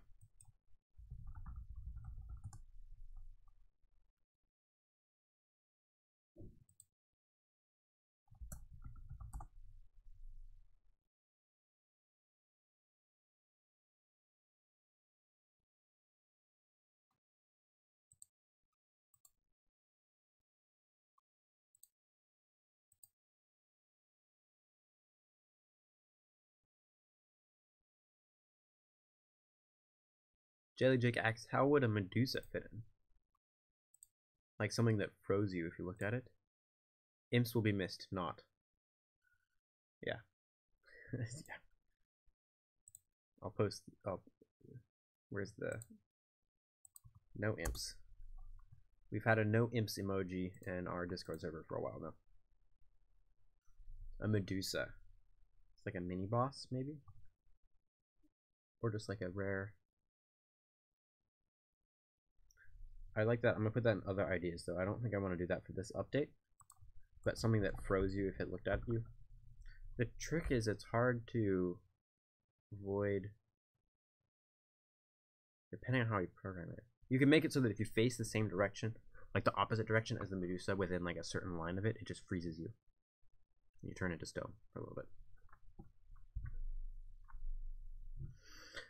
And then I could use it in like Seroth's tomb or, you know, whatever. Okay, so now we have our enemies. I think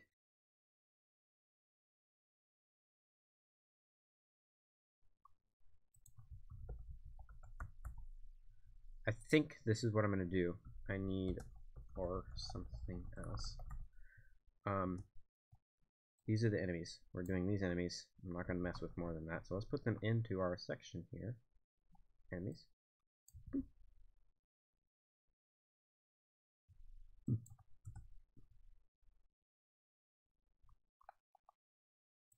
Let's do it like, make these not bold since they're now lists so that I can keep them separate from the other stuff. Okay, this is a more complete plan. Now we have the enemies, so we know the water palace, everything needs to be in there. Enemies, characters that I want to work on, areas in the treasures. Would mini bosses spawn back after a certain amount of days, or are they a one-time deal? It's a good question. I could make them spawn back like once a week or something like that. That'd be a cool use of time too. Like some enemies that normally would just be saved that you had killed them would like respawn after a week. Because then it's like how long have you been playing in game is based on that. Since I already have all those variables there. That's a good idea.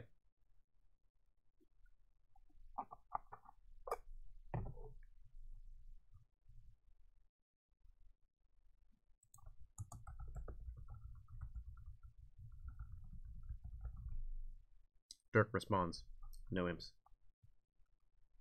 Don't know if he's watching, but if he is, no, they shall be deleted.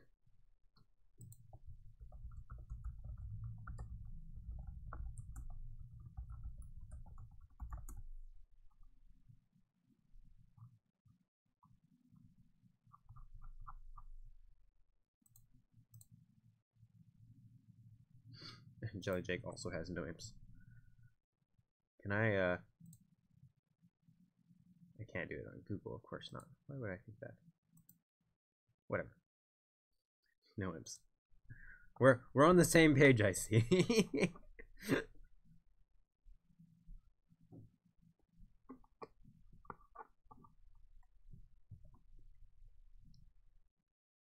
What time is it? Okay. I'm gonna go for 10 more minutes and then stop after 2 hours exactly. I have homework I need to do. This was my break of homework, and since I woke up late, I'm kind of behind anyways.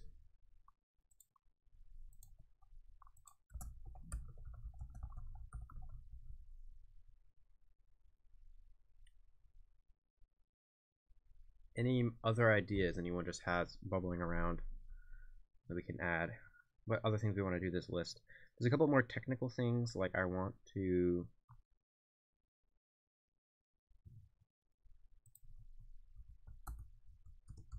I'll add that technical tasks.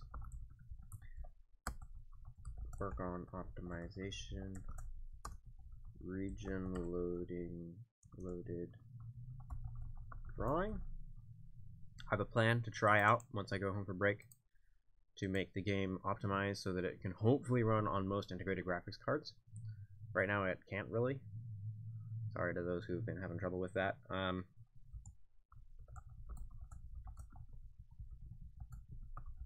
I want to work on improving the... Wait, really? Oh, Dirk is responding to the deleting, I think. I want to work on improving the day-night cycle effects. I want to do some like actual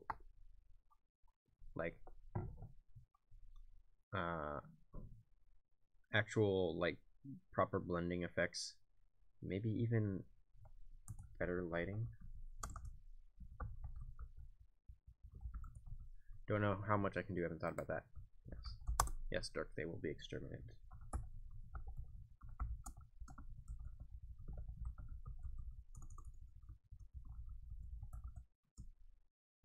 We will exterminate the imps.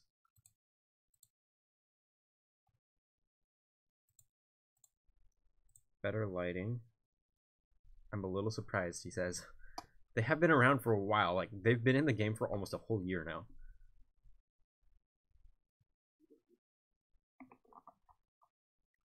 They were kind of cool. I don't know. They were annoying.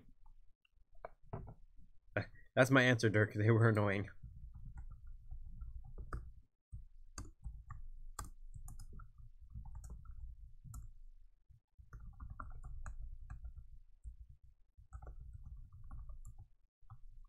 We will be adding ginormous bees instead.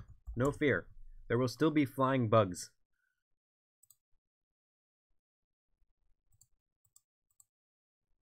Technical tasks.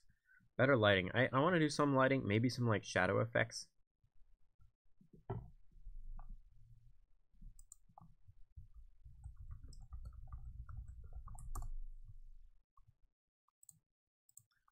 I think we could do some automated shadow stuff that would make it look a little better.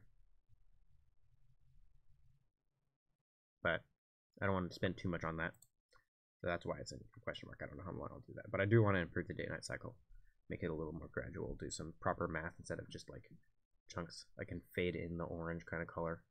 Instead of just all of a sudden it's orange. What the heck? You know?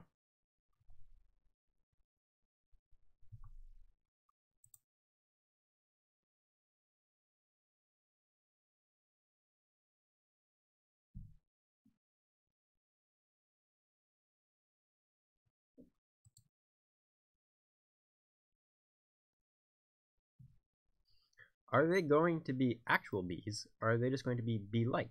Considering how the imps were sort of like killer butterflies, but weren't really an animal.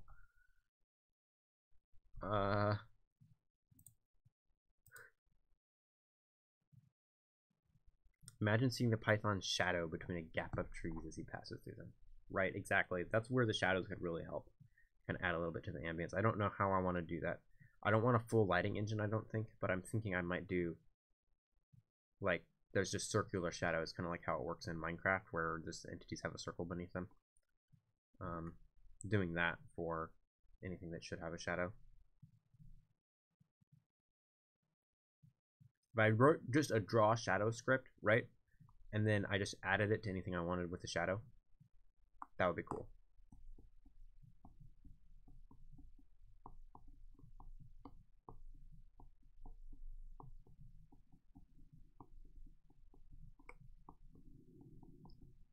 And I'm thinking also of maybe making a script to draw like a Gaussian curve instead of using a sprite for the lighting. But that would be probably more inefficient unless I did it with a shader. But I don't know how to do shaders at all, so you know, that's just something that I'm thinking about doing, improving the lighting. But I definitely want to do the daylight cycle. I was also thinking maybe some weather cycles.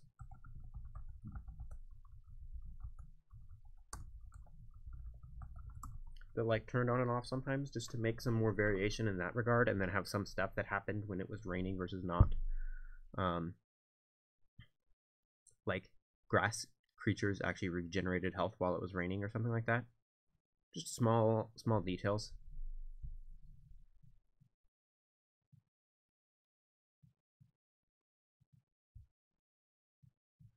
I don't really know how to make the rain effect efficient, but I bet there's a way to do it, I'm sure. Rain, and then just have, you know, work on bird.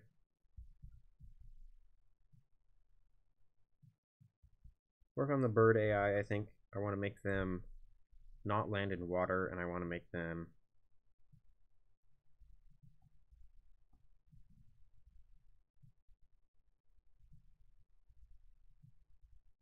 kind of more interesting to look at. Maybe if there's something else I can add to make the like places more engaging, more interesting.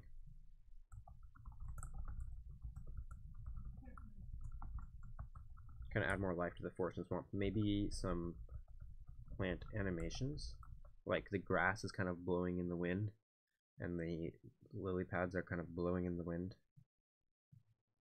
I think that could be really nice. Just add a little bit to that. Plant, tree animations. Even if it's just a 2 frames, kind of going back and forth, and then when they're started, they pick a random frame to start with, so they're all different.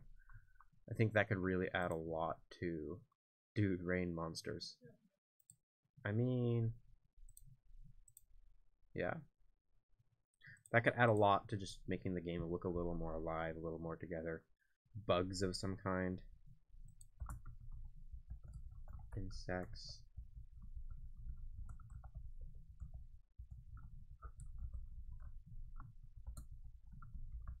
Ooh, dragonflies. Not dragonflies. Well, dragonflies, sure. What are those things? Fireflies. In the swamp.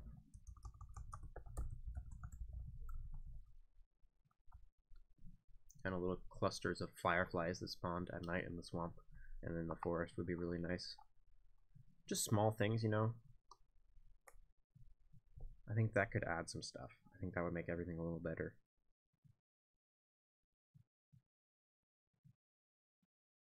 Especially since like the fireflies glow, you know. At any rate, that's kind of more of a, I guess that's, yeah, it's a technical task, I'm gonna say. It's something that none of it really adds directly, but just like when I added the birds and the butterflies, I felt like it added a lot to the game being like a living place that, you know, you're exploring, you're in a place where there's actually creatures. Fish in the rivers. Like if I could make some fish sprites that sometimes would show up in the rivers. Like you just see a fish jumping or a ripple. And on that matter, animated water probably would be a good idea to work on. Because right now it's pretty stale. And speaking of that, improve the water textures. I want to make them look like they're actually like embedded in the ground. Sound effects would make any area. That's a good idea. Add more sound effects, like ambient sound effects. So like insects and the birds and the bees, you'd be able to hear. The python can make the leaves rustle. Yeah, things like that. Just go through. I think I'm gonna do a full like address of all of the sound effects. Not necessarily this direct update, but the update after that. Go through, make sure every single thing has a unique sound effect, and add sound effects to everything that I can think of to add sound effects to.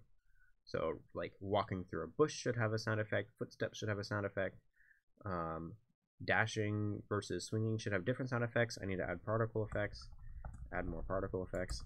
I need to figure out a proper way to implement particles probably.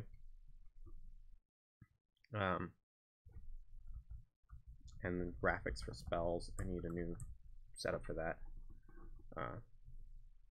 Yeah, that's something I want to focus on this next update also. Just polishing the areas I already have and making sure everything's up to date. Making sure also all the sound effects are kind of the same volume. I have some that are kind of really loud and some that are really quiet and they're like adjusted in code, but that's not really that great.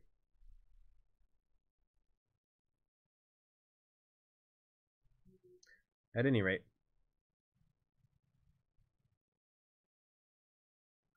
I think that's all I have time for today. Thanks everyone for hanging out.